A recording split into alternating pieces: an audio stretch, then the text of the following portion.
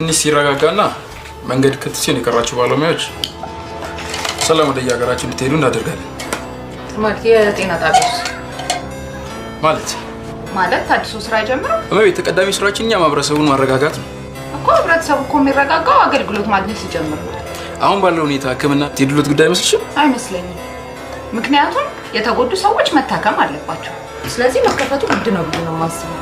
ሐኪሞቹ ፈርጥቶ ሄደዋል። ባሉት ባለሙያዎች መስራት አይቻልም። ሸሽቶ ሄደዋል። እናንተም ብትሆን መንገድ እስከሚከፈት አይደል እንዴ የምትጠብቁት? እንኳን እናንተ እኔም እዚህ አካባቢ መቆየት እቅድ የለኝም።